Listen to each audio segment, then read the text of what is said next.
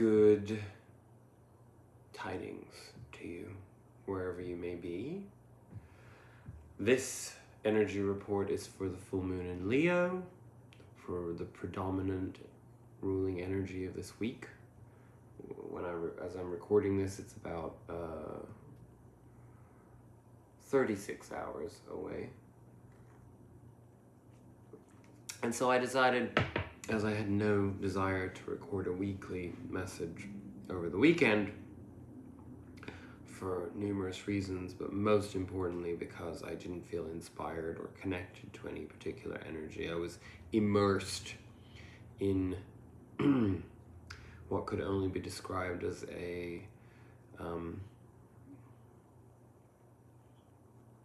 rather gloomy version of chaos. I found myself confronting a lot of doubt, and it wasn't necessarily self-doubt as much as it was doubt of purpose, doubt of purposefulness of this work.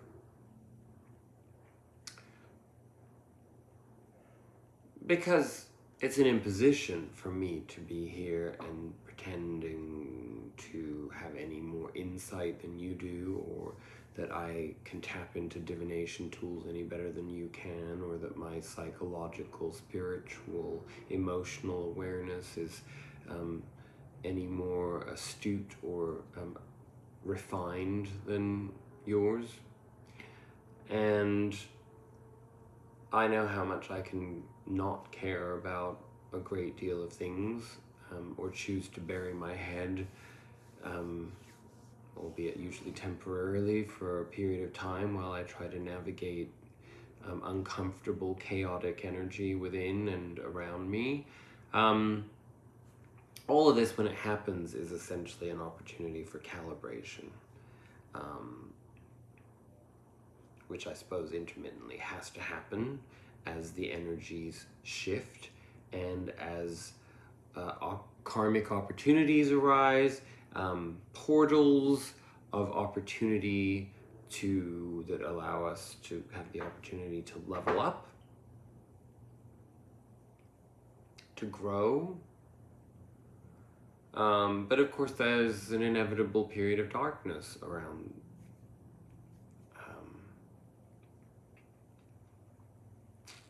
the decision to commit to moving away from what holds us back spiritually and emotionally and psychologically, right? So I guess I'm saying all of this just to basically reassure you that I do not think that I am some shaman or guru of any sort. In fact, I am in dire need of recognizing the value of humility, of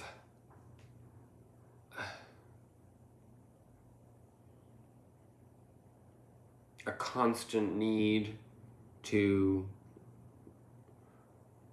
redefine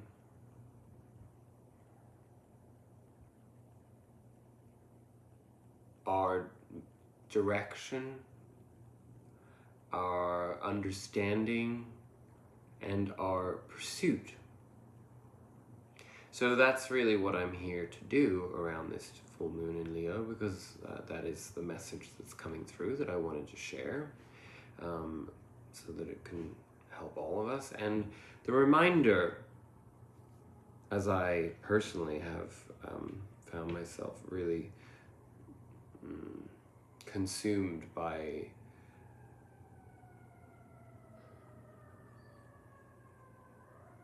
my resistance and my rebuttal and my refusal to find peace with the turmoil and the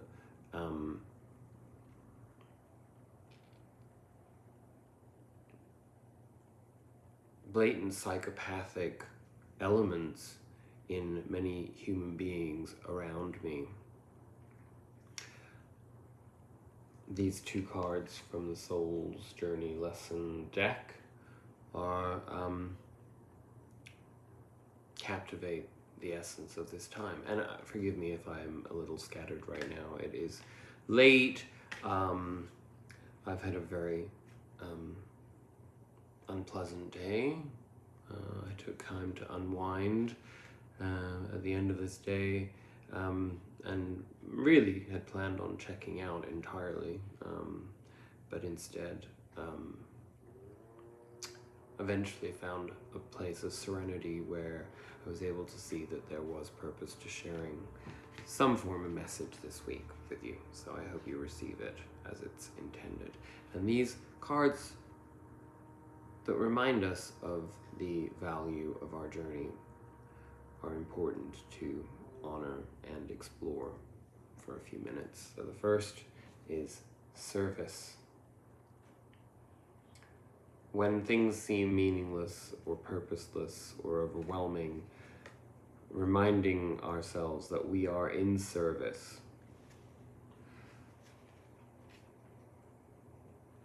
to ourselves, to the universe, of course, above anything else, but not to others.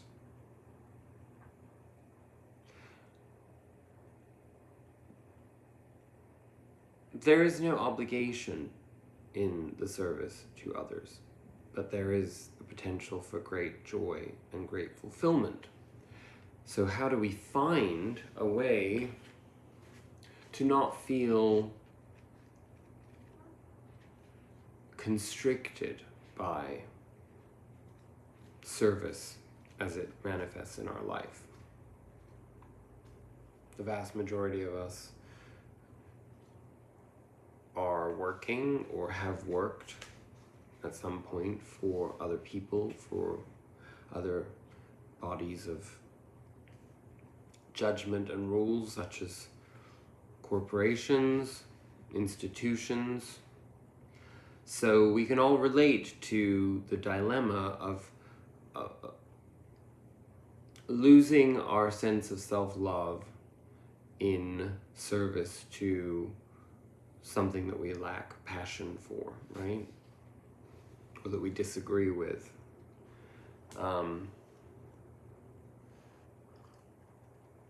Let's read what service has to share with us. I feel good when I can help others. One of the most evolved gifts that a soul possesses is giving of itself. There is a reason why it feels good to give. It is because your soul resonates with that vibration. Your soul should be aware that it might currently be in a situation in which it needs to be fulfilled on higher levels, and this can only happen through the attribute of humbly serving and supporting others. Put yourself in a position in which you can benefit another soul in any way possible and demonstrate unconditional love toward others. This might mean bringing yourself into your heart space and letting everything you involve yourself in come from an attitude of giving freely. You have to learn to direct your green heart light energy through all your thoughts, actions, and deeds. Look around and see where and how you can serve another. Perhaps one way would be asking a friend if you can help clean up his or her office or run errands. Maybe volunteer to watch your neighbor's kids so that parents can have a night out. Make a meal for someone who might be sick. Volunteer in a hospital or hospice. Perform an activity that enriches someone else's life. I think that's probably most important, is to focus on the last. Perform an activity that enriches someone else's life, because I can certainly say I was triggered throughout that to think of any of the other things, because I'm like, fuck that, there's no way I'm cleaning up anybody else's office, right? But, you know, there are always ways to be of service that match our own heart frequency. For you, you may love the person in the office next to you, or the cubicle next to you, or wherever you work, and it might be a beautiful thing for you to do that. So if that's the case, I honor you. But no, that is the point, right? Even when even the people that we dislike the most or that we want the least to do with, we can find a sense of higher purpose in stepping beyond our egoic response and instead being of service.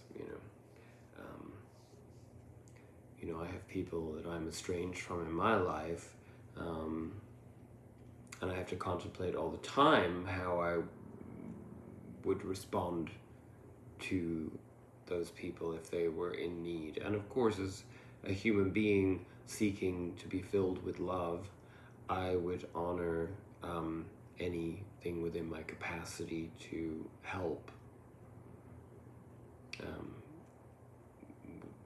with love, should any of those people ever need it. And that, I could probably say that of people that haven't been in my life for 20 years, 30 years, If somebody wants to connect with me, I will connect. That's who I am, and that's who you are.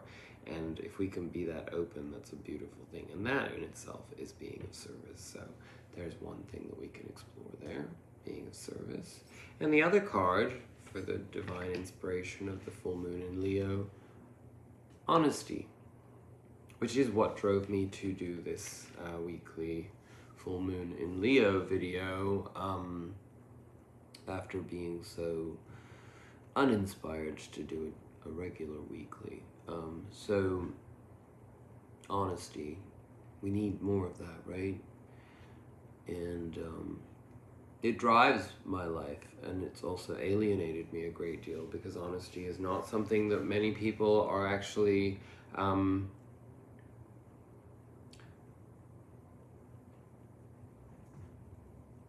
enamored of or see as being honorable, right? So let's read the honesty card and see if there's a little insight of value here. I can't always expect the truth from others, but I can expect it from myself. And of course, that's a primary thing. I mean, I think personally I've stepped away from lying to myself. I'm sure there are occasionally moments where I tell myself little white lies just to get through the pain or the difficulty of a particular moment or circumstance. But fundamentally, I always know what's true, because I know how it resonates with me emotionally. I know what gives me a sense of good faith. And the reality is that's a lot of why I am so uninspired at the moment, is because I'm doing a lot of things that are not true to my nature, that are not in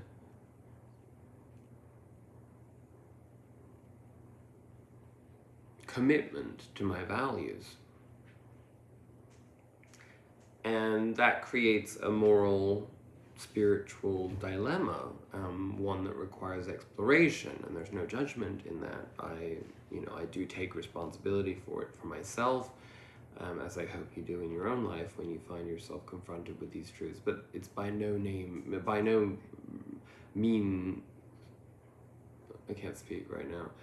It is not meant to be the path to self-flagellation. It is meant to be an acknowledgement, and then we find forgiveness of the transgression in ourselves and work to correct it for our own betterment, right?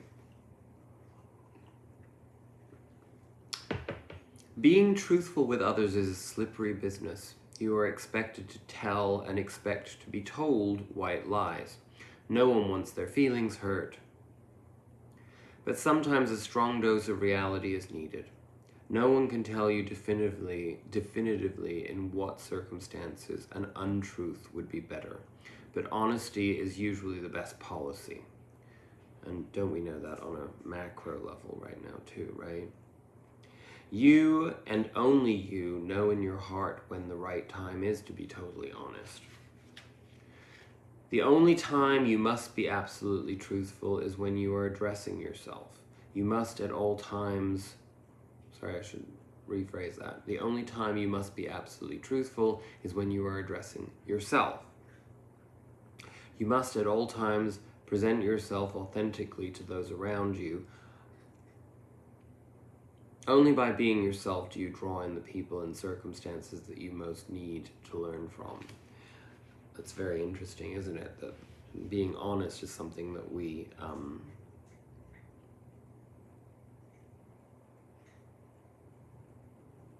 have to do for ourselves. But being authentic, because we are authentic to ourselves, within ourselves, right? Being authentic to others is really what directs our life in the most healthy way. So I guess that's actually not such a disturbing perspective to have, because I realize that in my life I do go out of my way to be authentic in the way that I communicate with other people. In fact, rarely do I not demonstrate exactly how I feel. I may alter the manifestation of it, the behavioral shell of it, to make it less aggressive or less offensive or less likely to provoke hurt, as we just read in others. But authenticity does reign. And truthfulness or honesty is something that, when helpful, when constructive to somebody else, when there's an obvious pathway to resolution from it, then by all means I think that serves well too. But honesty and truthfulness is really ultimately for ourselves, because to lie to ourselves is pretty much to negate the entire essence of life as we experience it.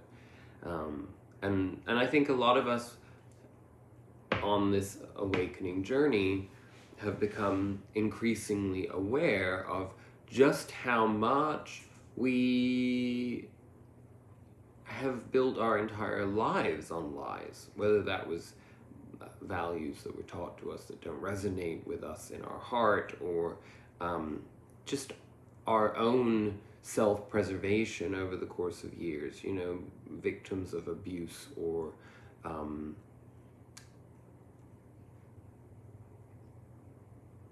when I say abuse, we're talking, physical, mental, spiritual abuse, attacks on our sovereignty, attacks on our ability to express our authentic selves, bullying,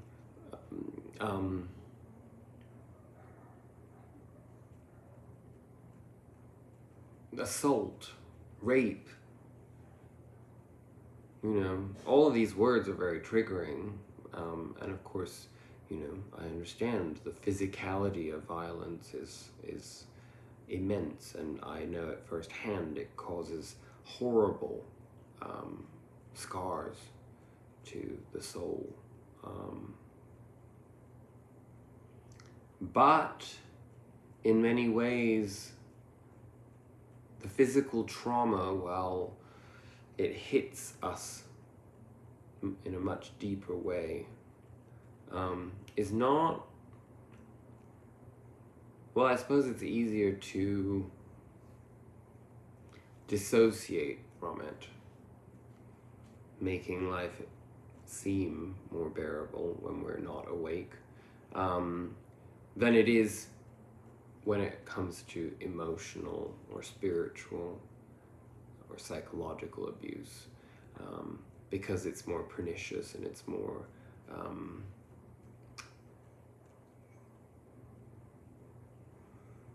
twisted in a weird way. Again, please do not take that as me condoning any form of violence, and I do not think that one is more harmful than the other. I just am exploring the different ways that it develops. This is honesty, right? And this is part of the problem of our society now, is that I find myself being so measured or self-conscious as a result of the policing that the fascist global takeover is enforcing at all times to make us all afraid to be truthful and authentic, because you explore an idea that offends somebody because they're not ready to face their own shadow, and it turns into cancellation, brutal attacks, mischaracterization, awful forms of abuse. It's really quite ridiculous when the abusee becomes the abuser, right? So, I know my baby really wants to play and is really annoyed at me because I haven't. But this is what I'm doing instead. So, service and honesty, two interesting concepts to have as the basis of a full moon in Leo, which, traditionally we would look at the Leo more from the heart place. So we have to bring that back to the heart, right? And how does the heart relate to service and honesty? I asked the question without having explored it at all. I mean, obviously there are thoughts that come immediately to mind, but this is a collaborative process, so that's the question for all of us, right?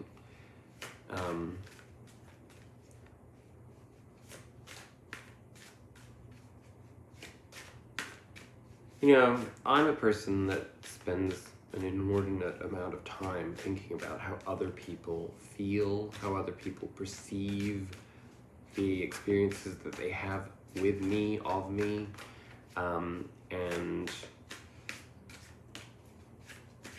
there's a lot of good to be said for that. There's also a lot of bad to be said for that, because one could imply that there's an aspect of control in that too. Trying to control the narrative, perhaps on some level, which would make sense because I didn't have a lot of control over the narrative through most of my life because of trauma.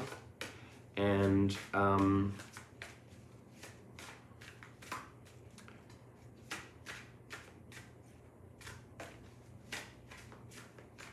what am I talking about? And how was I trying to bring that back to this idea of service and honesty? Well, whatever. I can't help myself. I'm tired. And maybe I just wasn't meant to go any further down that path. These cards don't seem to want to give us a card at all. Maybe there's nothing to be said on this, from this deck. I picked them because I thought that they did. Okay, here we go.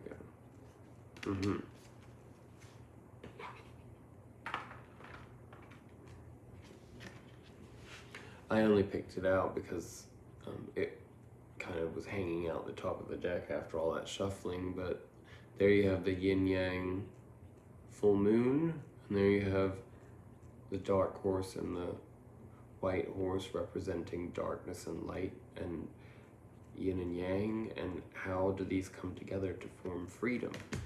That's the meditation. Oh, I was talking about the full moon in Leo, and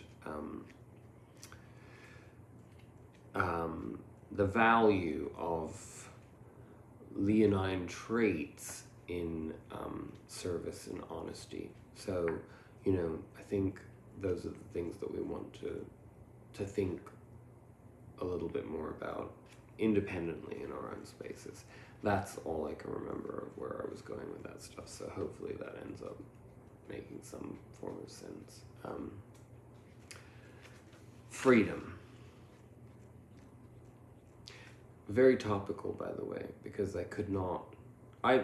if I really think about it, I'm extremely free in many ways compared to the vast majority of people, but I have felt intensely confined and restricted lately. So again, I think the liberation of this full moon has a lot to do with that. Where do you prevent yourself from feeling free in your life? When we're economically dependent on a job or on another person, or any set of circumstances that define our survival in the material sense of it, we're going to be able to see that as an infringement upon our freedom, right? But the Leonine spirit tells us that freedom only really exists in the heart. And that is about frequency and how we resonate with others as a result of that frequency. That is the basis of love, right? So let's explore that in this concept of freedom.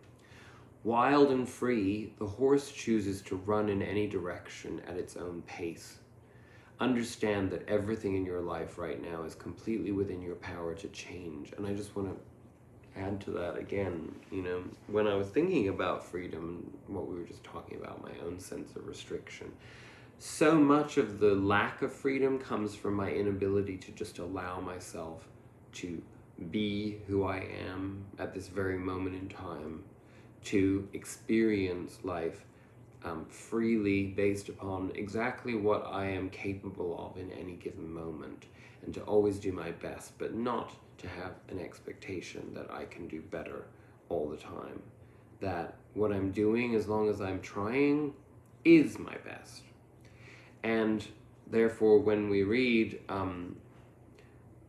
the freedom is to have the choice to run in any direction, that is to acknowledge that all paths are equal, that all experiences are equal, and that it's our obligation, spiritual obligation, to find the freedom within all of our experiences, no matter how mundane or exciting or problematic or traumatic or painful or desirous they happen to be, right? Once you cooperate with your soul's request to be free from emotional or physical ties, you become limitless and can run free again. The arrival of the horses brings news of personal journeys and new directions. The white horse brings truth, honor, and integrity, and the dark horse brings the shadow of mystery, pride, and illusions. Something else I was just thinking of is, like, can we let go of our self-judgment? It's like, what is the purpose of committing to something, doing something, and then spending your time or our time assessing the choice in a negative way, either beating ourselves up if we feel we may have made the wrong choice, or we fear we have made the wrong choice, or we're just not sure of what we're supposed to be doing, These are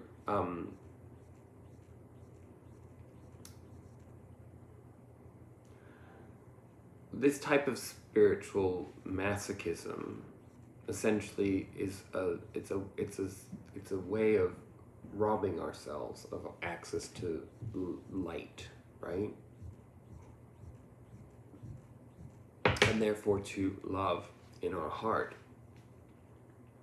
So again, I suppose that's where service and honesty come in. Service in the sense that then we step outside of ourselves. I mean, we can't be in service to ourselves too, but when we're in service to ourselves, generally it contributes to the environment around us, right?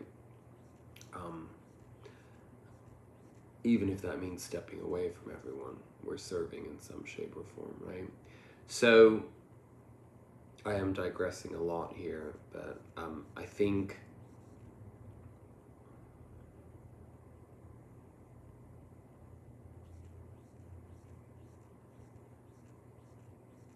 I should continue reading. The arrival of the horses brings news of personal journeys and new directions. The white horse brings truth, honor, and integrity, and the dark horse brings the shadow of mystery, pride, and illusions. Bringing both together to create a yin-yang balance allows you to understand what is preventing your freedom. Follow through with your agreements before you make new commitments. Yeah, I mean, that's to come to the conclusion and understanding that what we've already done is perfect, is exactly what we are supposed to be experiencing. Whatever that is right now in your life, whatever state any of your relationships, any of your responsibilities, any of your goals, any of your accomplishments, any of your failures, whatever they are divinely perfect. And when you can accept that, which is an act of faith within itself, it's no different than then taking it to the next step, where it's like, well, what holds you back from making a broader decision that would actually change something radically in your life? Fear of loss. It's 4 of Pentacles energy, 5 of Pentacles energy, being in that position of closing in on your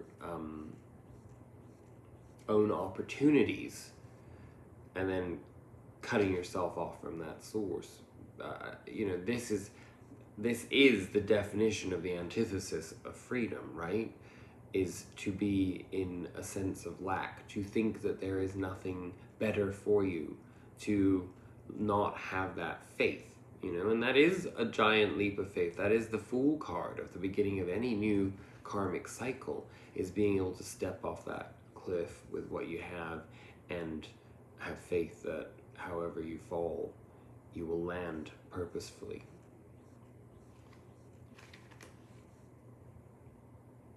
You may feel that you're not in control of your life right now. In fact, you are. You can decide at this moment how to react to the circumstances within your environment. Observe your surroundings and discover what your soul really wants. You already have the power and freedom to choose within you. The question is, what direction do you wish to run? Honor your free will by choosing to acknowledge your desire for a break and a change, even if it is only temporary. Right now, your soul desires freedom. By removing restrictions, you can move in any direction.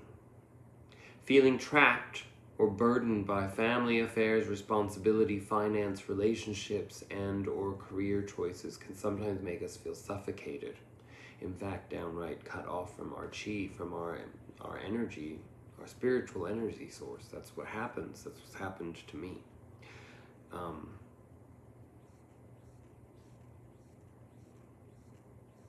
Your soul is trying to release you from commitments as you yearn for the freedom to make your own choices. Breaking away from old attachments and responsibilities, your soul is asking you to be playful and to have some fun. And if we're stuck within the confines of responsibility, because a lot of us are, and it's not something you can just walk away from, nor would that really necessarily serve you all the time, but you can figure out how to approach things with more lightness and more frivolity and more freedom. And you know what, if other people don't like it, I don't really know anybody who authentically doesn't prefer somebody to make them laugh or to bring a smile to their face or to bring levity. In general, that's what I try to do, and I always do that, in fact, for other people. Not always, but most of the time.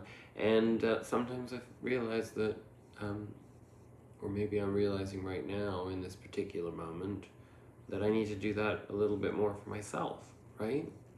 Bring levity and light and laughter to myself, which means acknowledging the absurdity of the things that actually cause chaos and turmoil and pain and apprehension and imbalance and chaos and frustration and anger and ultimately sadness, because ultimately it comes down to being disconnected from source and therefore feeling as though there's hopelessness in situations.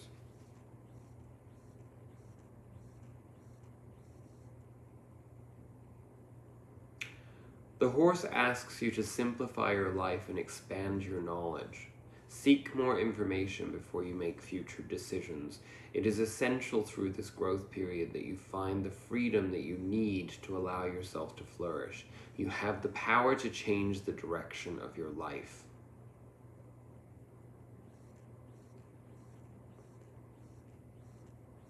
Affirmation. I am moving forward in the direction I choose, bringing me closer to achieving my goals and my divine life purpose.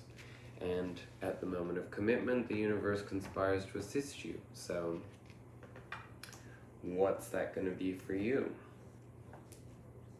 I mean, I have to figure that out for myself. I'm not asking it in a facetious manner. I'm like, probably have some inkling of it, but not that much right now.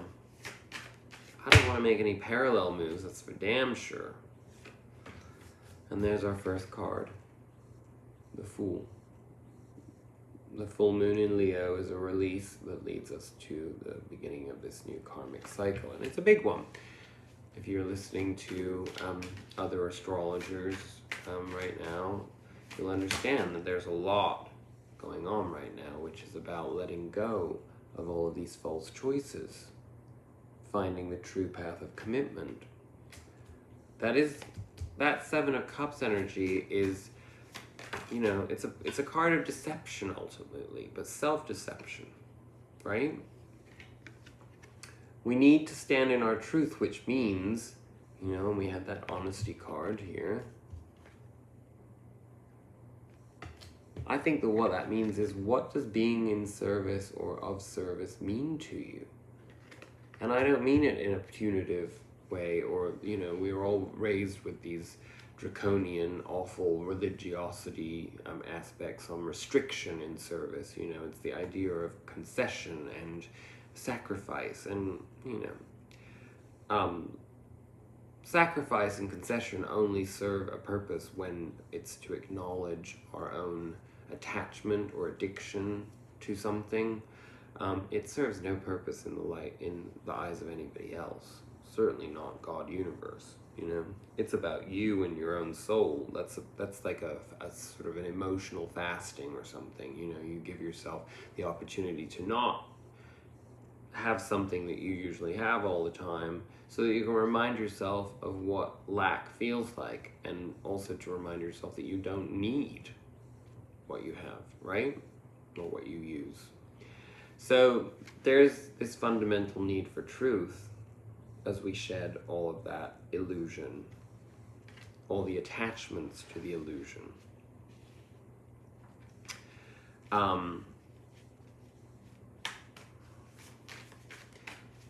So that's pretty straightforward in the explanation of these energies, I'd say. I'm not sure whether the Empress actually should be on the table, but she wanted to be heard, and there was a Chariot too before that. So I'd say we got to really focus on our divine feminine energy in this process, harness and embrace that for this full moon in Leo, whatever that means to you. Think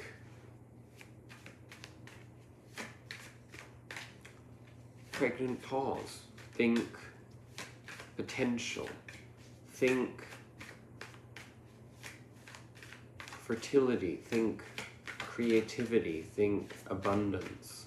There's that Chariot again. See, they will come out if they want to.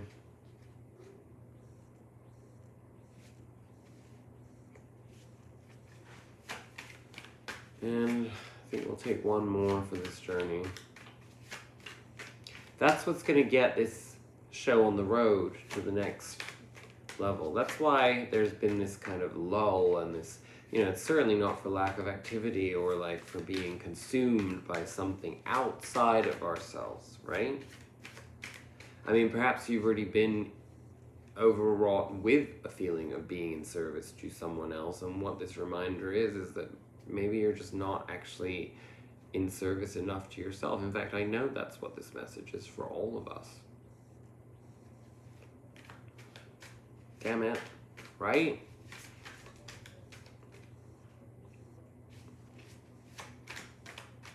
That's what it is.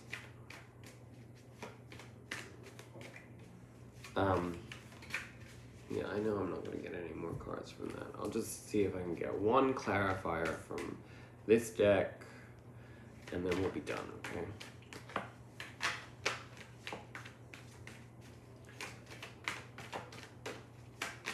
One clarifier, if you may. please.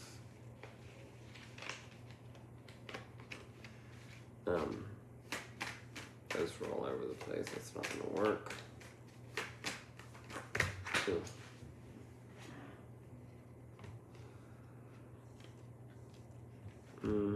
Okay, well,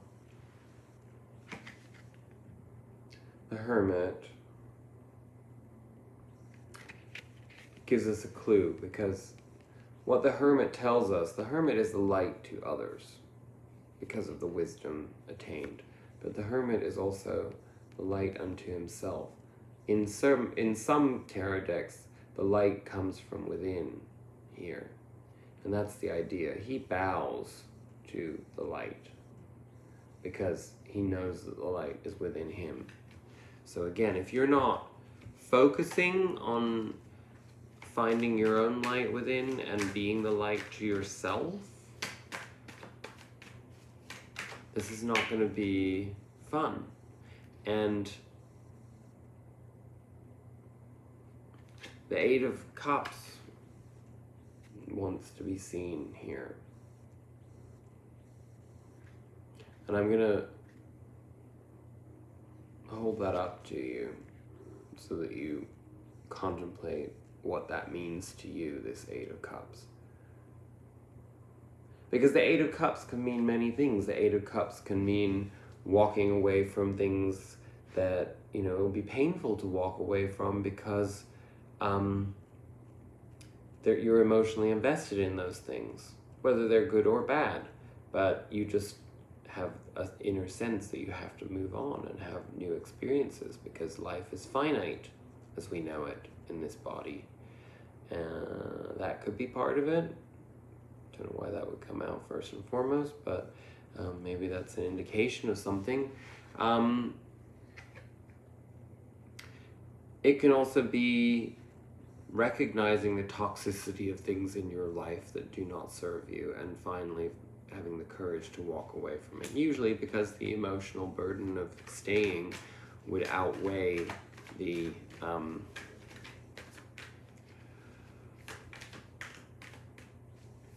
alleviation of, or the fear, should I say, of leaving, which would eventually lead to an alleviation. That's what I was trying to say. Now I feel like I need one last card.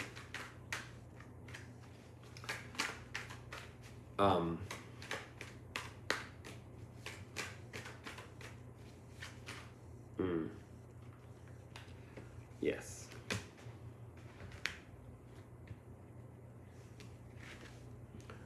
We have the Sun,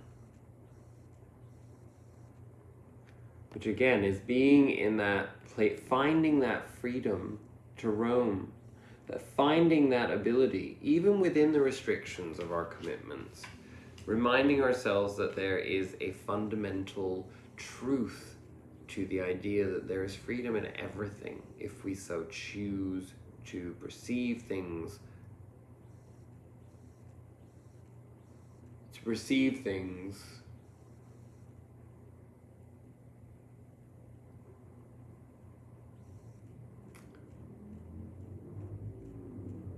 as choices.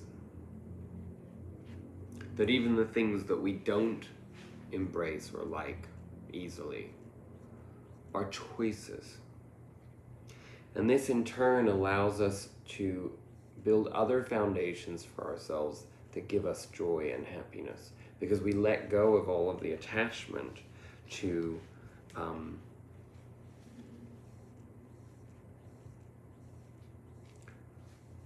the illusion. Because let's not forget that we go from the Seven of Cups to the Eight of Cups.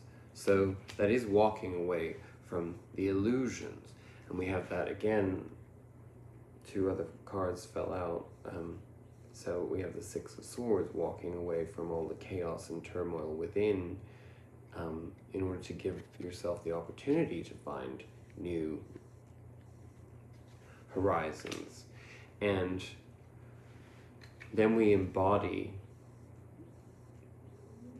Archangel Michael wanted to make himself seen and known, so tap into Archangel Michael's energy and protection where you need it.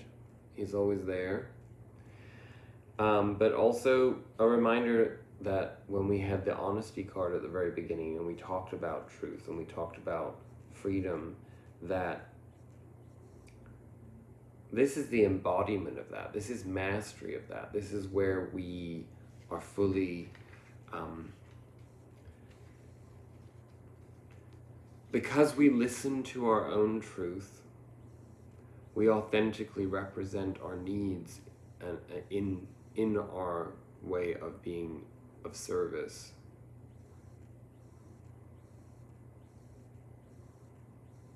And at the end of the day, freedom is love, and love is freedom. Not in the romantic or romanticized, nonsensical idea of two people belonging together. I know it's a harsh reality to have to face, but I've gotten kind of tired of being apologetic in the way that I present these things. Romantic love is not spiritually aspirational. I'm sorry to say it, but partnership,